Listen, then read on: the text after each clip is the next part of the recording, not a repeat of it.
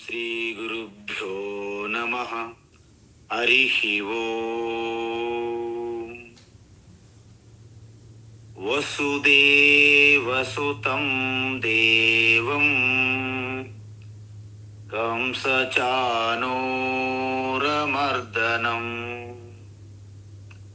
దేవకీ పరమానందం కృష్ణం వందే జగద్గురుం. కృష్ణం వందే జగద్గురుం. తీర్త్వా మోహార్ణవం హత్వా రాగద్వేషాదిరాక్షసాన్ సీతా శాంతి సమాయుక్త ఆత్మా రామో విరాజతే. ఆత్మా రామో విరాజతే. ఆత్మస్వరూప బంధుగణ, మనం ఇప్పటి వరకు భగవద్గీత ఈ జ్ఞానయజ్ఞంలో భాగంగా 7వ అధ్యాయం అంటే జ్ఞాన విజ్ఞాన యోగం. ఏ జ్ఞానం తెలుసుకుంటే సృష్టిలో ఇంకా తెలుసుకోవాల్సిన అవసరము లేదో ఆ జ్ఞానాన్ని విజ్ఞానం అంటారు. అంటే బ్రహ్మ విద్య అని అర్థం, ఆత్మజ్ఞానం. అయితే ఆత్మజ్ఞానం ఎలా తెలుసుకుంటాము అంటే ఈశ్వర యొక్క స్వరూప జ్ఞానమే ఆ ఆత్మజ్ఞానము. ఎందుకు? ఈశ్వరే ఆత్మగా ఉన్నారు కాబట్టి అని తర్వాత చెప్తారు. ముందు ఆత్మ గురించి చెప్పారు, ఇప్పుడు ఈశ్వర జ్ఞానం గురించి చెప్తున్నారు. చివరిలో 2 ఒకటే అని చెప్తారు. అది ఈ లక్ష్యం అన్నమాట. ఇది అంతా ఒక ప్లాన్. అయితే మనం చూసాం, ఇంత స్పష్టంగా ఈశ్వర ఉన్నప్పటికీ మనం అర్థం చేసుకోలేకపోతున్నాము. అయితే దీన్ని సంసారం అంటారని చూసాం. అయితే ఈ సంసారానికి పరిష్కారం కూడా చెప్పారు. ఏంటి? కేవలము ఆ ఈశ్వరునికి శరణాగతి చెయ్యాలి. అందుకే ఎవరైతే మాం ప్రపద్యంతే అంటే పూర్తిగా ఎవరు ఆ ఈశ్వరుని శరణు వేడుతారో, అంటే అనన్య భక్తి ఎవరైతే చూపిస్తారో వారే ఏతాం మాయాం అంటే ఈ దివ్యమైన మాయను కూడా అధిగమించగలరు అని చెప్పారు. అయితే ఈ సంసారాన్ని మనం ఒక్కరం దాటలేము కాబట్టి ఈశ్వరుని కృప అవసరమని చెప్పాం. సో ఈశ్వర కృప అంటే వారు మనకి ఏం చేస్తారు? ఆ తత్వస్వరూపాన్ని ఉపదేశించే గురువుని పరిచయం చేస్తారు. గురువు ఏం చెయ్యాలి?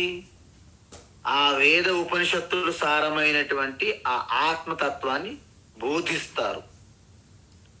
అందువలన ఈశ్వర కృప, గురువు, శాస్త్రబోధ ఈ 3 దశల్లో మీకు ఈశ్వర స్వరూప జ్ఞానం అనేది తెలుస్తున్నది. అయితే మనకి ఈ యొక్క సమస్య ఏమిటని తెలిసే సంసారము. సో దానికి బయటపడే మార్గం ఏం చెప్పారు? కేవలం భక్తి మాత్రమే మిమ్మల్ని ఈ సంసార మాయ నుండి బయటపడడానికి ఒక బ్రిడ్జ్ అని చెప్పారు. నమాం దుష్కృతినో మూఢాః ప్రపద్యంతే నరాధమాః మాయయా పహృత జ్ఞానాః ఆసురం భావమాసితాః. అంటే ఎవరైతే వారి యొక్క వివేక జ్ఞానం ఈ మాయ ద్వారా కొల్లగొట్టుకుపోతుందో వారికి ఆసురీభావం అంటే కామనులు కాంచన కామిని కాంచన అంటారు రామకృష్ణ పరమహంస. అంటే ఏంటి? ఈ కోరికలనే జంజాటంలో పడిపోయి అర్థము సంపాదనలో పడిపోయి ధర్మము మోక్షం అనే విషయాలపైన ఆసక్తి చూపరు. అందువలన చాలా మంది భక్తి మార్గానికి ఎందుకు రారంటే మనం అనుకుంటాం, ఏంటి వీళ్ళు ఇంత అద్భుతమైన ఆనందాన్ని మనం అనుభూతి చెందుతున్నామే ఆ ఈశ్వరుని యొక్క లీలలు విభూతులు పాడుతూ, వీళ్ళెవ్వరు రారేంటి అనుకుంటాం మనం. కానీ మీకు అసలు విషయం తెలియాలి, ఈశ్వరుని ఆరాధించాలన్నా భక్తి మార్గానికి రావాలన్నా పుణ్యం ఉండాలి కాస్త. ఎందుకు? ఆ పూర్వజన్మ పుణ్యము లేకపోతే మోక్షము ధర్మము ఈ భక్తి ఇలాంటి విషయాలు చెప్పే సంప్రదాయంలో పుట్టే అవకాశమే ఉండదు. ఎక్కడో పుడతారు, ఏ ఆఫ్ఘనిస్తాన్లో, ఏ కువైట్లో, ఎక్కడో అమెరికాలో ఎక్కడో పుడతారు. ఎంతసేపు ధనము ధనము ధనము, తర్వాత కోరికలు ఇవన్నిట్లో పరుగులు తీస్తారన్నమాట. అందుకే ఈ బయట సుఖాల కోసం తిరుగుతున్న వారు ఈశ్వరుని యొక్క భక్తి మీద ధర్మం మోక్షం వీటిపై ఆసక్తి ఉండదు అని చెప్పారు. అందువలన దీనిపైన శ్రద్ధ కలగాలన్నా మనము పుణ్యం మనకు ఉండాలి. అందుకే శంకరాచార్య చెప్పారు, నేను చెప్పాను ఇంతకుముందు, దుర్లభం 3 విషయాలు చాలా దుర్లభం. ఏమిటవి? అంటే మానవ జన్మ, ముముక్షుత్వం అంటే ఆ సంసార సాగరం, ఆ భవరోగం నుండి బయటపడాలి అనే ఒక తీవ్ర తపన ఉండాలి. దాన్ని ముముక్షుత్వం అంటారు. ముముక్షుత్వం ఉంటే సరిపోదు కదా, మరి దానికి ఒక ప్లాన్ ఉండాలి కదా. అంటే మహాపురుష సంశ్రయము అంటే మహాత్ముల యొక్క ఆశ్రయించాలి మహాత్ములను అని చెప్పారు. సో ఇలా కావలసినంత పుణ్యం లేని వారు చాలా మంది ఉంటారు కదా, వారికి ఏమంటారు భగవాన్ శ్రీకృష్ణ? దుష్కృతినః అంటే పాపవంతః అంటే పాపాత్ములు అని అర్థం. ఎందుకు అంటే ఈశ్వరుని గురించి తెలుసుకొని గురువును ఆశ్రయించి శాస్త్రం ద్వారా ఈశ్వరుని తెలుసుకున్నంత పుణ్యము వాళ్ళకి కలగట్లేదు. ఎందుకంటే మాయయ అపహృత జ్ఞానాః అంటే ఇక్కడ ఏంటి? మాయ అంటే ఈశ్వరుని యొక్క అపర ప్రకృతి స్వరూపము. అపర ప్రకృతి స్వరూపంలోనే కొట్టుకుంటున్నారనమాట.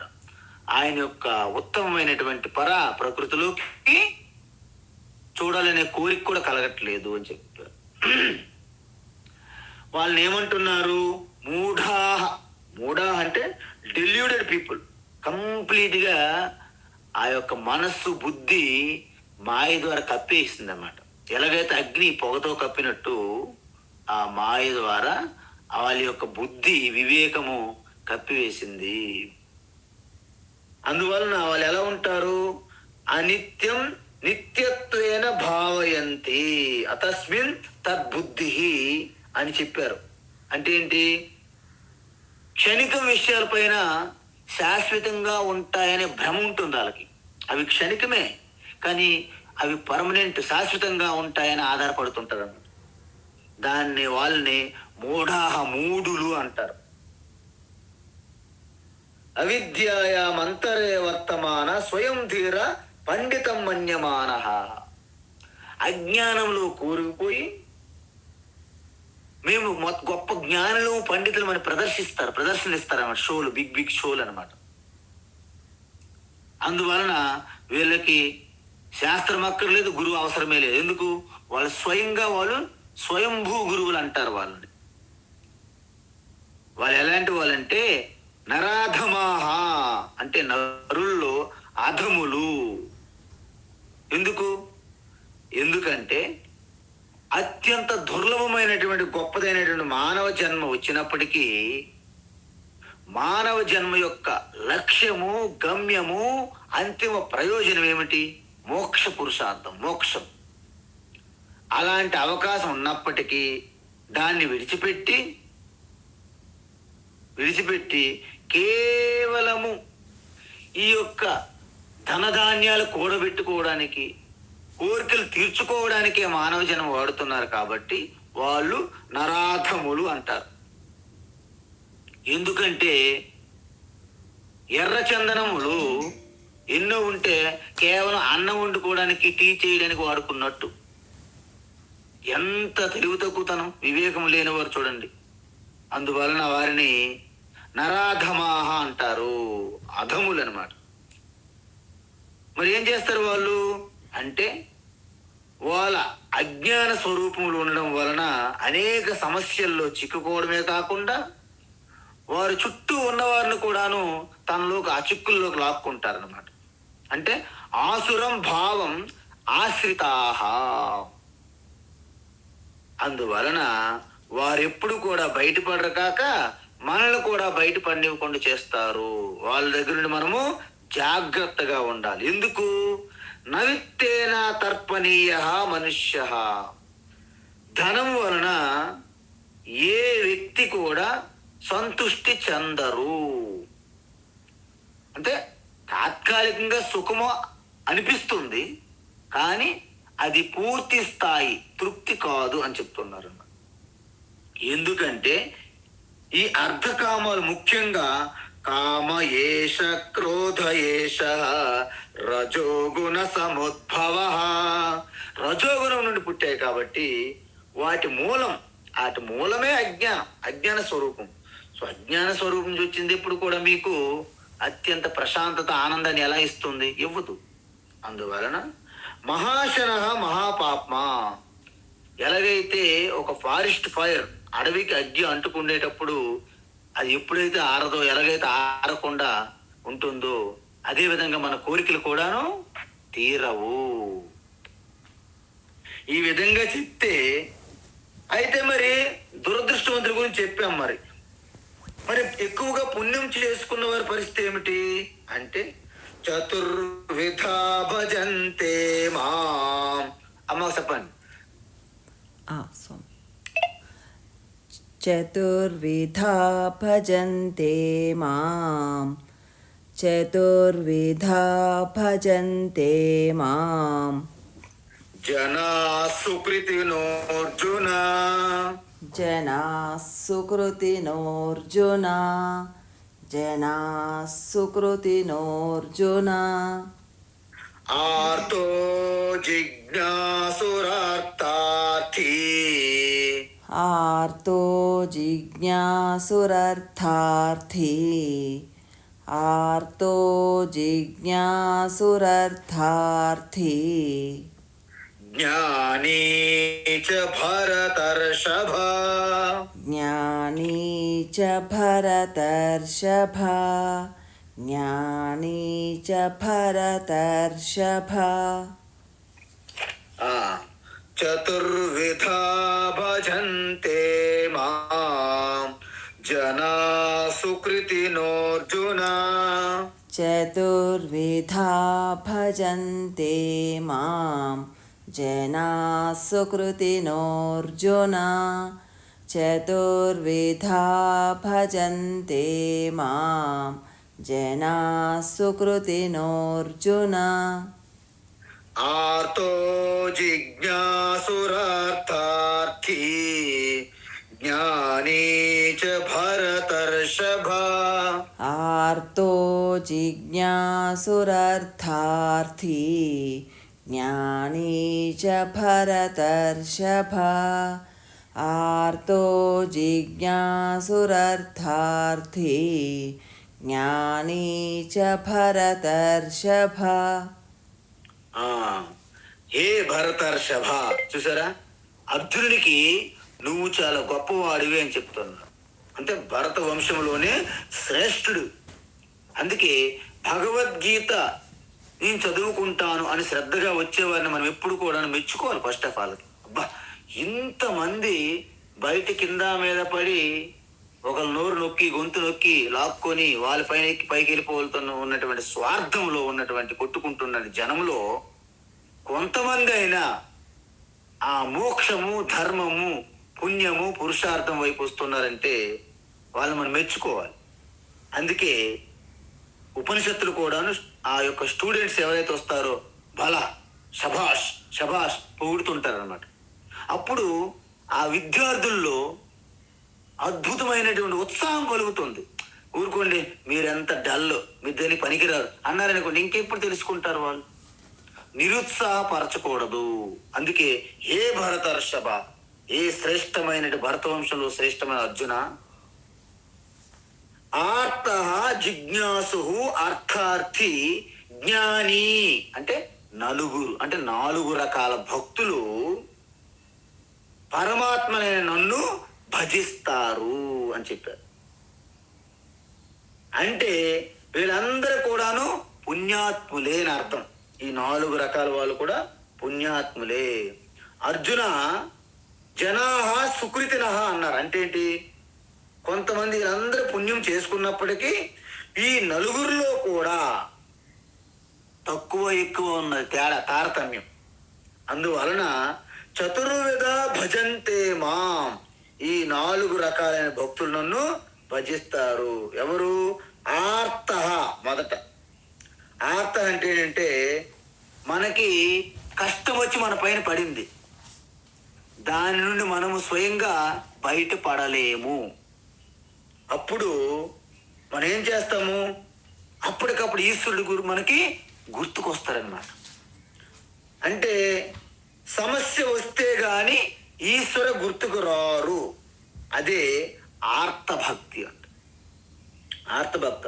అందువలన కుంతీదేవి భగవాన్ శ్రీకృష్ణునికి ఒక మాట అడుగుతారు ప్రార్థన.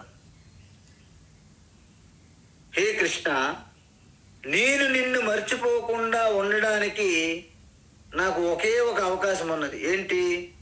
నిరంతరం ఏదో ఒక సమస్య, కష్టం నాకు కలుగుతూనే ఉండాలి, అప్పుడే నిన్ను మర్చిపోకుండా గుర్తించుకుంటాను అని అడిగారేమో. అంటే మనకి ఏదైనా సమస్య, కష్టం వస్తే తప్ప ఈశ్వరుని నిత్య నిరంతరము స్మరించము అని అర్థం. అందుకే ఆ ఈశ్వరుని ఏమంటారు? ఆర్తత్రాణ పరాయణ స భగవా నారాయణో మే గతి అంటారు. అంటే మనకి ఆర్తత్రాణ పరాయణ భగవాన్ నారాయణ అంటే ఆ యొక్క కష్టాల నుంచి మిమ్మల్ని రక్షించేవాడు ఆ భగవంతుడైనటువంటి నారాయణుడే మనకి అల్టిమేట్ గతి, ఆశ్రయము అని అర్థం. అందువలన ఈ విధంగా మనం చూస్తే ఎవరైతే ఆ కష్టాల్లో ఉన్నారో వాళ్ళని ఆదుకున్నటువంటి ఆ భగవాన్ అంటే ఈశ్వరుని యొక్క విభూతులు కథలుగా మీరు విన్నారు. ఏంటంటే ఎంతమంది మనం చూసాం చెప్పండి. అందరూ కూడా ప్రహ్లాద, ఆయనకి ఎన్ని సమస్యలు పడేస్తున్నా హరి శ్రీహరి హరి నారాయణ ఓం నమో నారాయణ అంటే అలాగా బయటపడిపోయాడు అనమాట. విభీషణ, గజేంద్రుడు, పాంచాలి అంటే ద్రౌపది, అహల్య, ధ్రువ, ఇలా మొత్తము మన పురాణాలలో ఎంతో మంది ఆ యొక్క ఆపదల్లో ఉంటే ఆ రక్షించే ఈశ్వరు యొక్క కథలు మనము విన్నాము. మరి అర్థార్థి అంటే ఎవరు అంటే వీళ్ళెప్పుడు కూడా వీళ్ళకి ఏదైనా సరే వ్యాపారం లాంటిది అనమాట. అంటే వీళ్ళు ఒకటి మొక్కుకుంటారు, ఒప్పుకుంటారు అనమాట. ఇది తీరితే నీకు ఇది చేస్తాను, నాకు ఇది ఇస్తే నీకు ఇది ఇస్తాను. మా ఇల్లు, మేము పెద్ద ఇల్లు కొడుతున్నాము, మా ఇల్లు ఎటువంటి ఆటంకాలు లేకుండా కట్టిస్తే నీకు తలనీలాలు ఇస్తాను. అదిగో ఈయనకి ఇల్లు బాగా కట్టేస్తే ఈయన జుట్టు ఇస్తారనమాట ఈశ్వరునికి. అంతే సరిపోద్ది ఆ జుట్టుకి ఇల్లుకి అక్కడ. సో ఈ విధంగా ఏదో ఒకటి అంటే ఏంటి? ఈశ్వరునికి ఒకటి సమర్పించడము, కోరికలు కోరుకోవడం, దీన్ని అర్థార్థి. అదేవిధంగా చూడండి, మనకి సుగ్రీవ ఉన్నారు. సీతమ్మ తల్లికి వెతకడంలో నేను సహాయం అందిస్తాను, నాకు మా అన్నగారైనటువంటి వాలి నుండి నన్ను రక్షించండి. ఇది ఒప్పందం. సో ఈ విధమైన భక్తులు చాలా మంది ఉన్నారు. అందుకే అర్థార్థి భక్తి అంటారు. కానీ ఒకటి, ఈ సుఖప్రాప్తి కోసం వ్యాపారాలు ఇలాంటి వాటి కోసం పూజలు ప్రారంభించిన అలా మెల్లగా వాళ్ళు జిజ్ఞాసు జ్ఞాని భక్తులు మారవచ్చు. అందుకే చూడండి, వ్యాపార సంస్థల్లో షాపుల్లో పెద్ద పెద్ద లక్ష్మీదేవి ఫోటో పెడతారు.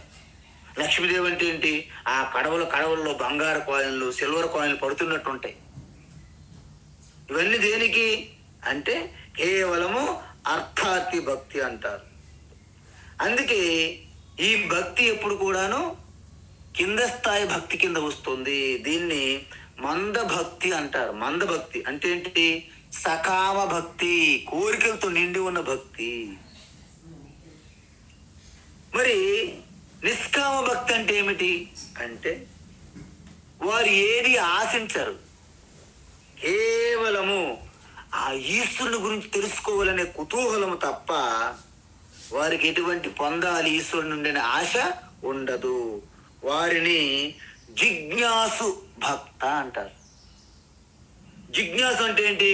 జ్ఞాతమిచ్చ అంటే తెలుసుకోవాలనే కోరికని జిజ్ఞాసు అంటారు. అందువలన ఇంతకు ముందు మనం ఏం చూసాము? మనం ఏదైనా సాధించాలంటే లక్ష్యం అంటే ఏంటి? సాధ్యం. మరి వాటికి సాధన ఏంటి? ఈశ్వర. చూసారా, ఈశ్వర అనే మార్గము ద్వారా మనము అర్ధకామాలనే తీర్చుకున్నాం ఇంతకు ముందు. మరి ఇప్పుడు అది కాదు. ఈశ్వరుడు వారి లక్ష్యం అయ్యారు. ఇప్పుడు జిజ్ఞాసులకి ఈశ్వరుడు తెలుసుకోవడమే నా జీవితం. అందువల్ల ఈశ్వరుడు మార్గం కాదు, ఈశ్వరుడు లక్ష్యంగా ఉంటారు. అందువలన ఆ ఈశ్వరుని గురించి తెలుసుకోవాలి, దానికోసం ఎంతటి త్యాగం చేయడానికైనా సిద్ధపడతారు. అందువలన దీనిని మధ్యమ భక్తి అంటారు. మరి చివరిదైనటువంటి జ్ఞాని అంటే ఏమిటి? జ్ఞాని భక్తి అంటే ఏంటంటే ఈశ్వరుని కంటే నేను భిన్నంగా లేను అనే తెలుసుకునే జ్ఞానం ఏదైతే పొందుతున్నారో వారిని ఉత్తమ భక్తులు అంటారు. ఎందుకంటే ఇక్కడ ఈశ్వర సాధ్యము కాదు, సాధన కాదు, మరేంటి? ఈ రెండిటి కంటే భిన్నంగా ఉన్న సిద్ధ వస్తువు అని అర్థం. సిద్ధ వస్తువు అంటే ఏంటి? నేనే పరమాత్మ స్వరూపం అనేటప్పుడు ఇక నాకంటే వేరు ఇంకేముంటుంది? ఏది ఉండదు. కాబట్టి ఆ విధంగా తన ఆత్మగానే ఈశ్వరుని దర్శించే వారికి జ్ఞాని భక్త అంటారు. వారు ఎక్కడ ప్రయాణం చేసి పొందేది ఉండదు. అదేవిధంగా అది పొందడానికి చేసే సాధన మార్గం కూడా ఉండవు. ఎందుకు? ఆత్మస్వరూపంగానే ఈశ్వర దర్శనం జరుగుతుంది. అందువలన ఈ విధంగా ఎప్పుడైతే మనం ఒక జ్ఞాని భక్తిగా మీరు మారుతారో అది ఈ 4 రకాల భక్తుల్లో శ్రేష్టమైనది అని చెప్తున్న భగవాన్. ఎందుకంటే మనకు సాధారణంగా ప్రతి ఒక్కరు దేనికోసం వెతుకుతుంటారు, అన్వేషిస్తారు అంటే శాంతి కావాలండి. ప్రశాంతంగా నిద్ర పట్టట్లేదు అంటే ప్రశాంతంగా 10 నిమిషాలు కూర్చోడానికి కూడా శాంతి లేదు అంటే ప్రతి వ్యక్తి శాంతి శాంతి శాంతి కోసం అలా తహతహలు ఆడుతున్నారు. కాబట్టి శాంతి. అందుకే బయట అనేక రకాలైనటువంటి వ్యసనాలకు బానిసలైపోతున్నారు, అశాంతితో కొట్టుకుంటున్నారు. కాబట్టి అందువలన శాంతి కోసం పరుగులు తీస్తాం మనం. రెండవది ఏంటంటే భద్రత, ఇన్సెక్యూర్ ప్రాబ్లం. మనకు రెండోది ఏదైనా వచ్చిందంటే మనకి అభద్రతలో బాధ. అందువలన ఈ భద్రత అనేది మనకి, అందుకే ప్రతి వస్తువు కూడా ఇన్సూరెన్స్ చేశారా ఎందుకు చేస్తున్నారు? అభద్రత, ఇన్సెక్యూర్ ప్రాబ్లం. కాబట్టి భద్రత కోసం మనము అన్వేషిస్తుంటాం ఎప్పుడు. ఇంకొకటి ఏంటి? ఆనందం. ప్రతి ఒక్కరికి కూడా సుఖమ ఆనందం అనేది కావాలి. నాకు ఆనందం వద్దు అనేవారు ఎవరైనా ఉంటారా సృష్టిలో? ఎవ్వరూ ఉండరు. అయితే విచిత్రం ఏమిటంటే మనము అవి ఎక్కడున్నాయో అక్కడ వెతకకుండా అవి లేని ప్రదేశంలో వెతుకుతున్నాము. మనం ప్రారంభంలో చెప్పాం, ఒక అవ్వ సూదే, చిన్న గుండె సూదే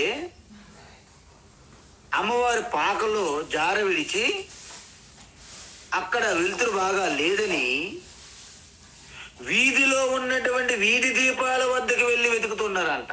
ఎందుకు? అక్కడ వెలుతురు ఉన్నది కొంచెం బాగా. మనం కూడా పరమాత్మ నీ గుండె చప్పుడు వెనక అనుగ్రహంగా ఉన్నప్పటికీ, నీ మాట వెనక, నీ చూపు వెనక, నీ ప్రతి ఆలోచన వెనక పరమాత్మ ఉన్నప్పటికీ ఇక్కడ తెలుసుకునే విధానం అనేది కష్టంగా అనిపిస్తుంది. ఎందుకు? బుద్ధి పెట్టాలి కాబట్టి. అందువల్ల బయటికే మనము సులభం అనిపిస్తుంది కాబట్టి పరుగులు తీస్తున్నాం బయటికి. అందువలన మరి శాశ్వతమైనటువంటి శాంతి, భద్రత, ఆనందం ఎక్కడున్నాయి? ఈశ్వరుని యందు ఉన్నాయి. ఆయన దానికి ఇన్ఛార్జ్ అన్నమాట. అందువలన ఈశ్వరుని పొందడం అంటే ఏమిటంటే, ఈశ్వర స్వరూపం తెలుసుకున్న తర్వాత ఆ ఈశ్వరుడు ఎక్కడో వైకుంఠం ఎక్కడో లోకాల్లో లేరు, కైలాసములో ఎక్కడో ఉండడం కాదు. ఆ కైలాసమే నా హృదయ స్థానము, ఆ వైకుంఠమే నా హృదయ స్థానము. ఎందుకు? ఈశ్వర సర్వవ్యాపి, సర్వ సృష్టి అంతా వ్యాపించి ఉన్న ఈశ్వరునికి ఒక్క స్థానానికి ఎలా పరిమితం చేస్తాం అంటే, ఆరంభములో మనకి పరిమితంగా చూపెట్టినప్పటికీ నెమ్మదిగా ఆ జ్ఞానంతో మనము సర్వంగా వ్యాపించి ఉన్న ఈశ్వరుని మనము దర్శించాలి. అలా దర్శించుకుంటే జీవితాంతము 2వ తరగతి, 3వ తరగతి, 4వ తరగతి చదివినట్లే మనం ఉండిపోతాము. ఇంకెక్కడ పీజీలు, ఇంకెక్కడ పిహెచ్డీలు చేస్తారు చెప్పండి. అందువలన ఈశ్వర ప్రాప్తి అంటే ఈశ్వర జ్ఞాన ప్రాప్తి అని తెలుసుకోవాలి. మీ అందరూ ఇవాళ ఒక రాసుకోవాలి మీరు పెన్సిల్తోనో పెన్నుతోనో. ఈశ్వర ప్రాప్తి అంటే ఏమిటి అంటే, ఈశ్వరుని యొక్క జ్ఞానం ప్రాప్తినే ఈశ్వర ప్రాప్తి అంటారు. అంతకుముందు ఏం చూసాం మనము? ఈశ్వరుని చూడాలి, ఈశ్వరుని దర్శించాలి, నా కళ్ళతో చూడాలి ఈశ్వరుని అంటారు. వాస్తవానికి మీ కళ్ళతో ఏది చూస్తున్నప్పటికీ అది మనస్సు ఆధారంగా చూస్తున్నది. మనస్సు ఏది చూస్తున్నప్పటికీ అది మనస్సు యొక్క సంకల్పమే, కల్పితమే తప్ప అది వాస్తవం కాదు. ఎందుకు? మనస్సుకి, బుద్ధికి, ఇంద్రియములకి అందనటువంటి తత్వమే ఈశ్వర. అందదని తెలుసుకొని కూడా నా కళ్ళతో చూడాలని ఎవరైతే ఎంటపడుతున్నారో వారు చూసేది ఎప్పుడు కూడా కల్పన, భ్రమ. అందువల్ల అతను ఇక ఈశ్వర జ్ఞానం గురించి ఎప్పుడైతే తెలుసుకోవాలని ఒక కోరిక కలిగిందో వారినే జిజ్ఞాసువులు అంటారు. అంటే ఈశ్వరు గురించి జ్ఞానం పొందాలనే కోరిక బలంగా ఉందన్నమాట. నేను ఈశ్వరుణ్ణే కోరుకోవాలి. మొదటిది ఈశ్వరుని కోరుకోవాలంటే ఈశ్వర జ్ఞానం పొందాలి. 2వ స్టెప్. ముందు మీకు ఈశ్వరు కావాలని మీకు కోరిక కలగాలి. ఈశ్వరు కావాలంటే ఎలా వస్తారు? ఈశ్వరు యొక్క జ్ఞానం కావాలి తర్వాత. అలాగే జ్ఞానం పొందేకేమవుతుంది అంటే, జ్ఞానం పొందాలన్నా మన పాత్ర సిద్ధంగా ఉండాలి. అంటే ఏంటి? అంతఃకరణ శుద్ధి అయి ఉండాలి. అంతఃకరణ శుద్ధి ఉంటేనే అప్పుడు మనము హిందూ మతం అనేది వచ్చినప్పుడే మీకు ఆ ఈశ్వరుని యొక్క గ్లోరీ, విభూతులు తెలుస్తాయి. ఆ కీర్తన, జపము, పారాయణము ఇవి చేస్తారు. అప్పుడు మెల్లగా ఈశ్వరుని దర్శించాలనే ఒక మెట్టు నుండి ఈశ్వర జ్ఞానాన్ని పొందాలని 2వ మెట్టు ఎక్కుతారు. ఈశ్వర జ్ఞానం పొందేకేమవుతుంది? ఈశ్వర జ్ఞానము నా ఆత్మ జ్ఞానం ఒక్కటే అని అప్పుడు తెలుస్తుందన్నమాట. అప్పుడు తెలిసినప్పుడు ఏమవుతుంది, నేను ఈశ్వరుని కోసం ఎక్కడో వీసా పాస్పోర్ట్లు అక్కర్లేదు. ఎందుకు? సృష్టిలో అణువు ఎక్కడ టచ్ చేసినా ఈశ్వరే. ఈ విధంగా కర్మయోగి అంటే ఆధ్యాత్మికంగా కర్మయోగి మతాన్ని అంటే ఒక హిందూ సనాతన ధర్మం నుంచి వచ్చినటువంటి మతాన్ని ప్రారంభించి హిందూ సనాతన ధర్మమైనటువంటి ఆ యొక్క బ్రహ్మ విద్య అంటే ధర్మం ఏదైతే చెప్తుందో ఆఖరికి ఆ ఈశ్వర తత్వంలోకి ప్రవేశిస్తారు. ఈ విధంగా 4 దశలు మనం దాటాలి. అంటే ఆర్తభక్తి నుండి అర్థార్థి భక్తి వరకు, అర్థార్థి భక్తి నుండి జిజ్ఞాసు భక్తి వరకు, జిజ్ఞాసు నుండి జ్ఞాని భక్తులకు మీరు మారాలి. 4 స్టేజ్లు అనమాట ఇవి. అందువలన ఈ 4లో కూడా పుణ్యం ఉండాలి. పుణ్యం లేకుంటే ఈ ట్రాన్స్ఫర్మేషన్ అనేది జరగదు అని చెప్తున్నా. అందువలన ఈ 4 రకాల్లో మనం చూడొచ్చు. ఒక్కసారి ఆర్తభక్త చూడండి. ద్రౌపది అమ్మగారు తనకు తానుగా రక్షించుకోవాలని ఎంతో ప్రయత్నించారు, కుదరలేదు. చుట్టూ ఉన్న వ్యక్తుల ద్వారా నాకు రక్షణ వస్తుందని ఆశించారు, కుదరలేదు. అప్పుడేమైంది? గోవింద గోవింద గోవింద పాహిమాం త్రాహిమాం అని ఒక్క ఆర్తనాదం వినిపించారు. అప్పుడు ఆ ఈశ్వర సృష్టి స్థితి లయకర్త అయినటువంటి ఈశ్వర అమ్మగారికి రక్షణ కల్పించారు. ఆర్తభక్తి. అర్థార్థి భక్తి మీకు చెప్పాను. సుగ్రీవ లాంటి వాళ్ళు, ధ్రువ లాంటి వాళ్ళు ఏంటంటే వారికి ఒక పర్పస్ ఉన్నది, ఆ ప్రయోజనం కోసము ఈశ్వరుని ఆరాధించారు. అందువలన వాళ్ళని అర్థార్థి భక్తులు అంటారు. తర్వాత 3వది జిజ్ఞాసు అంటే తెలుసుకోవాలనే ఒక కుతూహలం, తపన. సపోజ్ మనకి ఉద్ధవ లాంటి వాళ్ళు ఉంటారు. ఇప్పుడు మీరందరూ ఉన్నారు, తెలుసుకోవాలనే కుతూహలం, భగవద్గీత. మీరందరూ కూడా జిజ్ఞాసు భక్తులే. అందువలన ఈ జిజ్ఞాసు భక్తులుగా ఎప్పుడైతే మీరు మారారో మీరు ఇంకా ఆల్మోస్ట్ ఆల్ ఆ ఆత్మజ్ఞానం దగ్గరలో ఉన్నారు. కాబట్టి మీరు ఈశ్వరునికి సమీపంలో ఉంటారనమాట. జిజ్ఞాసులు ఎవరు ఎక్కడ ఉంటారు?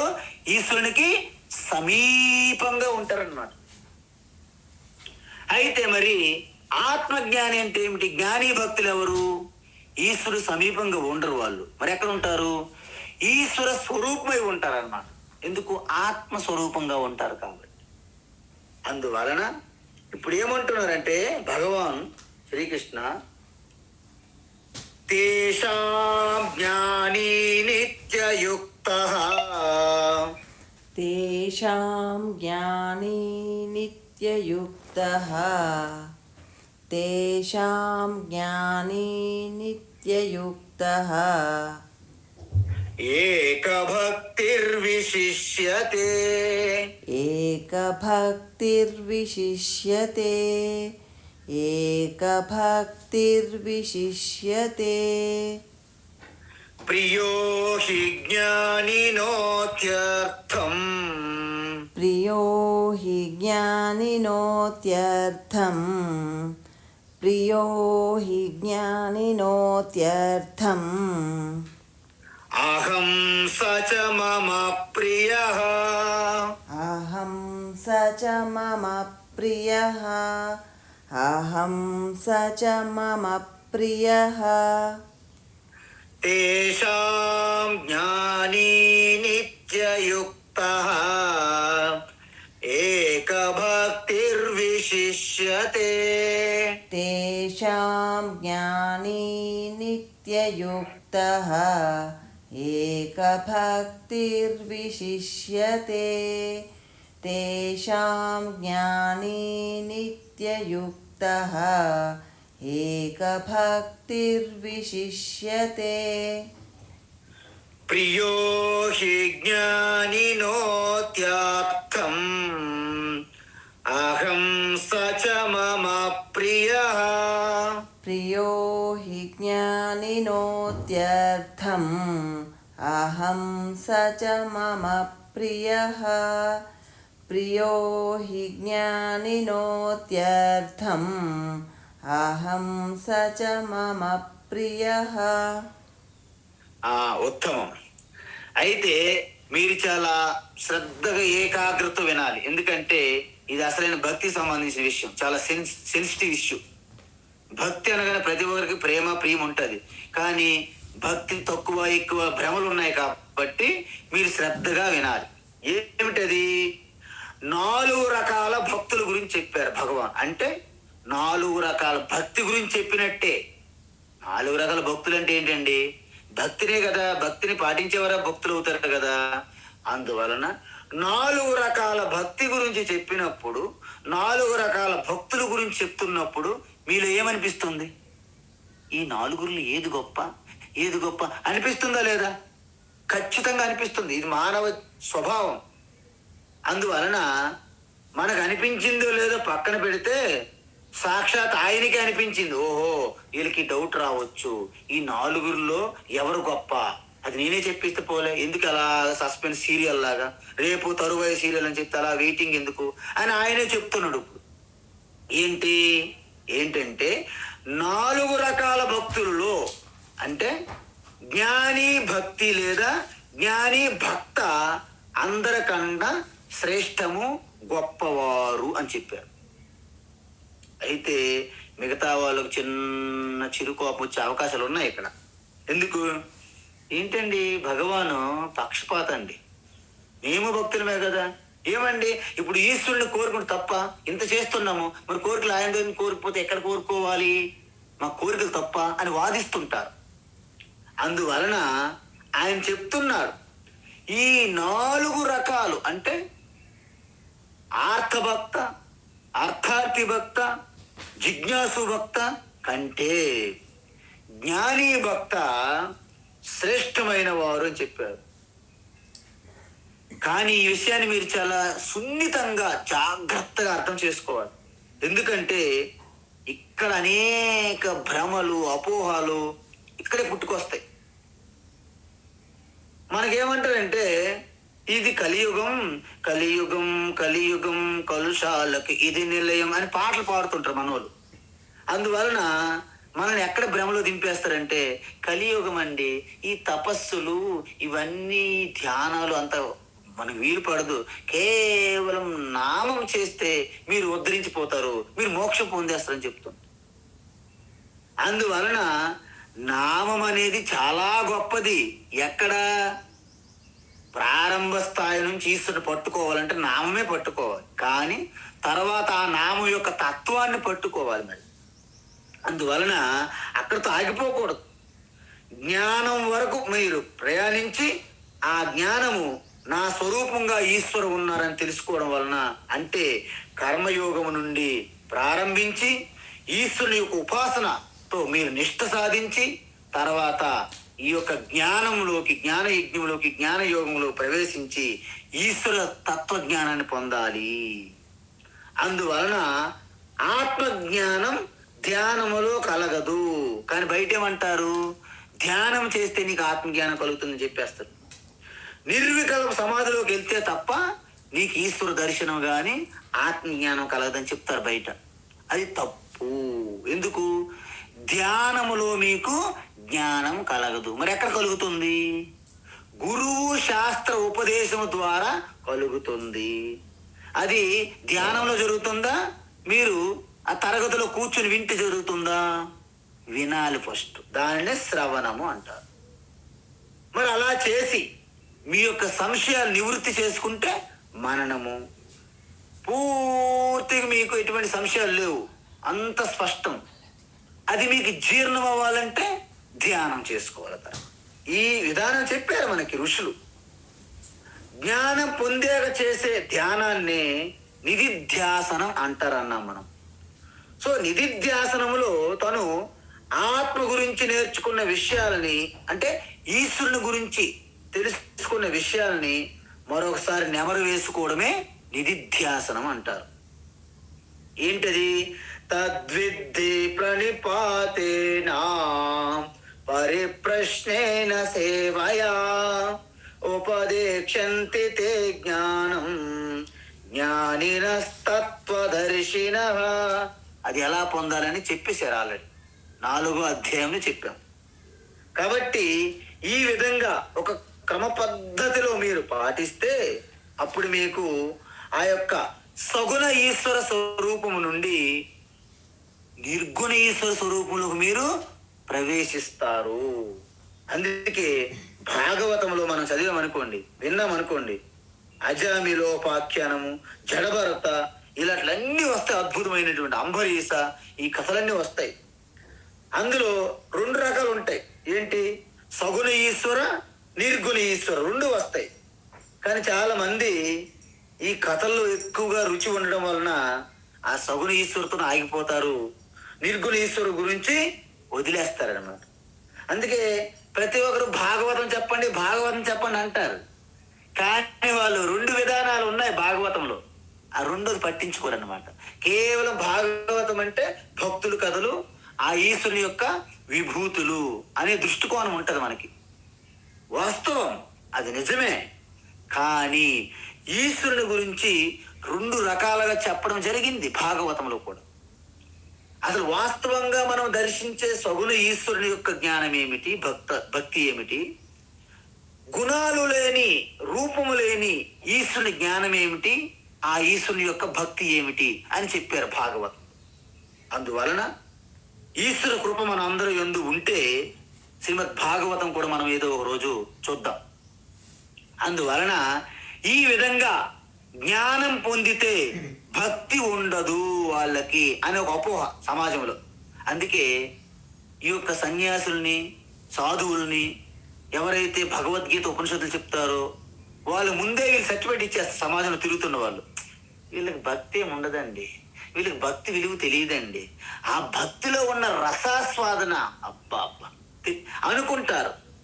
వాస్తవానికి ఆత్మతత్వంలో ఎవరైతే నిరంతరం రమిస్తుంటారో వాళ్ళు పొందే ఆనందము అనంతం. భక్తి రూపంలో కూడాను పొందుతుంటారు, కానీ వాళ్ళకి వచ్చిపోయే తారతమ్యాలు ఉంటాయి వాళ్ళ భక్తి ఆనందములు.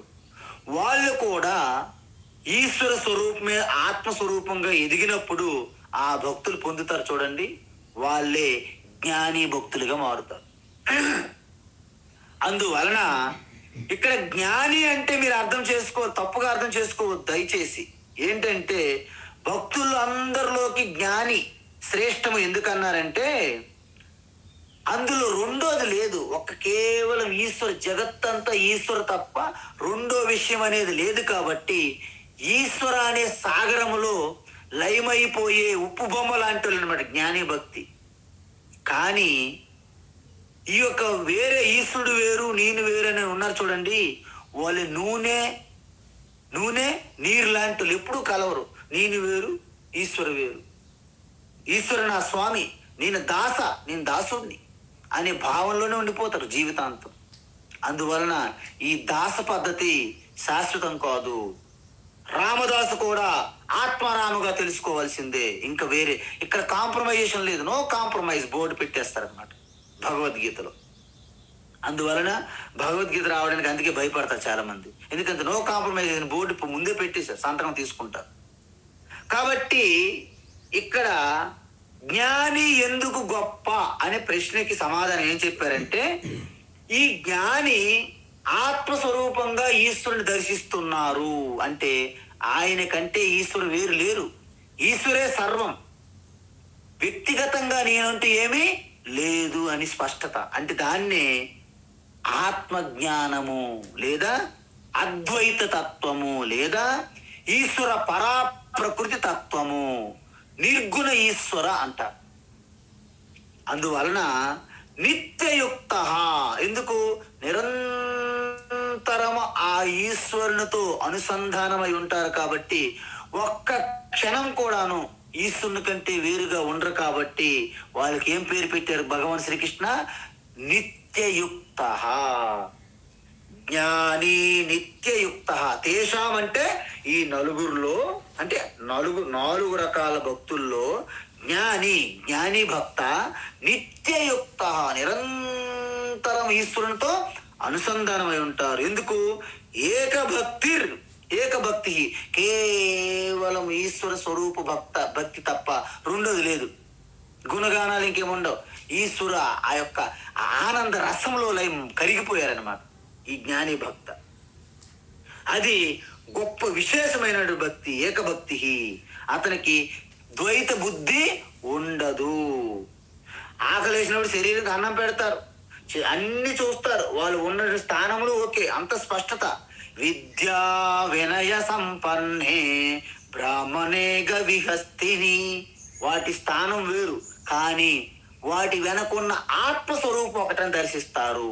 శరీరాలు ఎప్పుడు ఒకటి కాదు, మనస్సు ఎప్పుడు ఒకటి కాదు, బుద్ధి ఎప్పుడు అందరి బుద్ధి ఒకటి కాదు, కానీ అందరు ఆత్మస్వరూపం ఈశ్వర ఒక్కటే అని తెలుసుకుంటారు. అందుకే ఇక్కడ మనకి బృహదారణ్యక ఉపనిషత్తులు ఏం చెప్పారు అంటే, ప్రతి ఒక్కరిలో ఉన్న ఆత్మ రామ, ప్రతి ఒక్కరిలో నా ఆత్మ ఉన్నది కాబట్టి నా ఆత్మ సంతృప్తి కోసమే నేను ఇతరులని ప్రేమిస్తాను, ప్రియంగా భావిస్తాను. తండ్రి బిడ్డలకి ప్రియం ఎందుకు?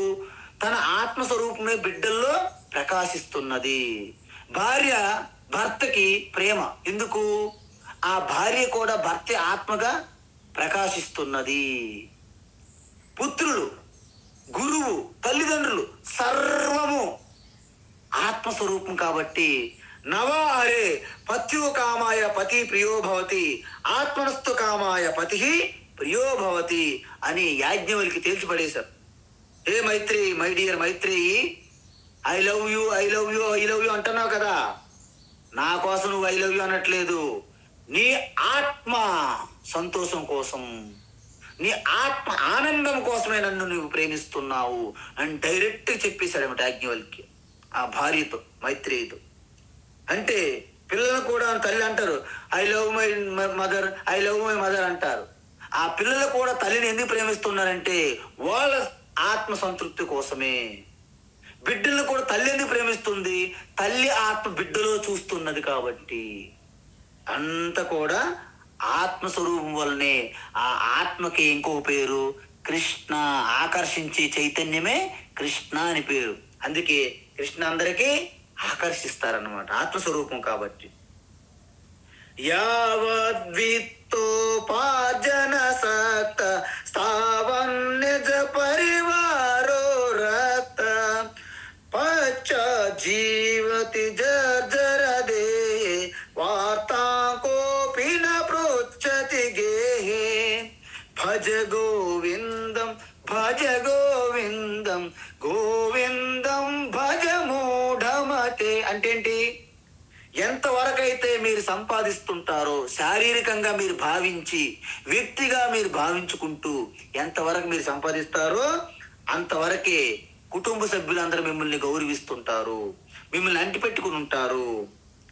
ఎప్పుడైతే మీరు రిటైర్ అయిపోయి ముసలితనంలో మీరు పడుతుంటారో, మీకు ఆదాయం లేదు, మీరు ముసలితనంలోకి వెళ్ళిపోయారో, అప్పుడు మిమ్మల్ని ఎవరు పట్టించుకోరు, మీ వార్తల కుశలము ఎవరు అడగరు. ఇది సత్యం.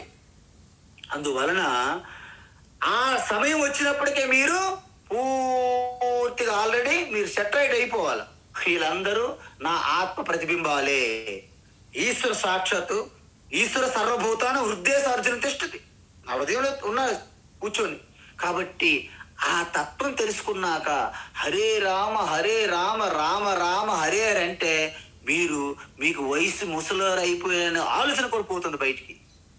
అక్కడ చేరుకోవాలి అంతే తప్ప మళ్ళీ ఆ ఆలోచనలు ఆ యొక్క పూర్తిగా కోరికలతో అలా నిండిపోయి ఉండి మూల కదలలేక నిలబడలేక ఎవరు మీతో మాట్లాడకపోతే ఒంటరిగానే ఆ మృత్యు భయంతో పూర్తిగా నలిగిపోతారు. మనకు అలాంటి సమస్య లేదు, కానీ మనం కోరుండి తెచ్చుకుంటున్నాం ఆ సమస్య. అందువలన వృద్ధాప్యములో మీకు సమస్య లేకుండా కూడా చేసుకునే మార్గము ఇప్పుడే ఉన్నది, ఇక్కడే ఆసన్నమైనది టైం. కాబట్టి ఈ విధంగా మనం ఏదైతే మనం కర్తవ్యం బాధ్యతలు అనుకుని మనం జాబు వ్యాపారాలు నడుపుతున్నామో, కొంత సమయం అనేది ఈశ్వరుని కోసం మీరు కేటాయించండి. దానినే కర్మయోగము, దానినే భక్తి ఉపాసన యోగము, అదే జ్ఞాని భక్తి. ఆ ఈశ్వరతత్వం తెలుసుకోవడమే జ్ఞాని. ఇది కూడా భక్తి. మనం ప్రతిరోజు ఉదయం భగవద్గీత అధ్యయనం చేస్తున్నాం. దీనికి ఏమంటారంటే, మేము భగవద్గీత చదువుతున్నామండి, కానీ నాకు ఇవాళ పూజ టైం అయిపోయింది. హరే రామ రామ, మీ పూజ కూడా ఇది కూడా పూజే. ఇది దానికంటే శ్రేష్టమైన పూజ. ఎందుకు? ఇది బుద్ధి మనసుతో చేస్తున్నటువంటి పూజ. ఆ రోజు మీరు పూజ ఏం చేస్తారు? ఖాళీ చేతులు, ఒక్కలు, ఆకులు, చెక్కలు, అరటిపళ్ళు, కొబ్బరికాయలని తీసుకుని చేస్తున్నారు. ఇక్కడ బుద్ధితో చేస్తున్నారు పూజ. ఇది ఎంత గొప్పదండి ఈశ్వరునికి. అందుకే ఆయన మీకు ఎటువంటి మొహమాటం లేకుండా జ్ఞాని భక్తి ఈ నలుగురిలో శ్రేష్టం అని చెప్పేశారు కదా. కాబట్టి మీ అందరూ కూడా ఈ యొక్క మొదటి మెట్లో ఉన్నటువంటి ఆర్తభక్తి, అర్థార్థి భక్తి నుండి ఆ జ్ఞాని భక్తిలో మీరు రావాలి. అప్పుడే మీరు భక్తిలో ఉన్నతమైన శిఖరము అధిరోహించినట్లు లెక్క. అలా రాకపోతే ఏమవుతుంది? మీరు జస్ట్ అల్పమైన భక్తులను మిగిలిపోతారు. అయితే ఏమంటున్నారు? ప్రియో హి జ్ఞానిన అత్యర్థం. ఈ నలుగురిలో జ్ఞాని భక్తి నాకు అత్యంత ప్రియం. ఎందుకు? అహం సచ మమ ప్రియ. ఆ జ్ఞాని భక్తి ఎందుకు గొప్పవారంటే, ఒక్క క్షణం కూడా నా నుండి దూరం అయ్యే అవకాశం లేదు. అందుకే గోపికలు ఇప్పుడు ఏ భక్తులు చెప్పండి? జ్ఞాని భక్తులు. ఎందుకు? ఆ కృష్ణ చింతన లేకుండా ఒక్క క్షణం కూడా వాళ్ళు వేరుపడలేరు. నారద ఏ భక్తి చెప్పండి? జ్ఞాని భక్తి. ప్రహ్లాద్ ఏ భక్తులు చెప్పండి? జ్ఞాని భక్త. మన భగవాన్ హనుమంతుడు ఏ భక్త చెప్పండి? జ్ఞాని భక్త. అందువలన అది ఉత్తమమైన భక్తి అని తెలుసుకోవాలి. అహం సచ మమ ప్రియ. అలాంటి జ్ఞాని భక్తులే నాకు అత్యుత్తమమైన భక్తులుగా నేను స్వీకరిస్తున్నాను, నాకు ప్రియము, ప్రీతిపాత్రులు అని చెప్పారు. కాబట్టి ఇప్పుడు కారణం చెప్పారు, కానీ ఇంకా కారణం కూడా చెప్పబోతున్నారు. అది రేపు చూద్దాం. హరి ఓం తత్సత్. సర్వం శ్రీకృష్ణార్పణమస్తు.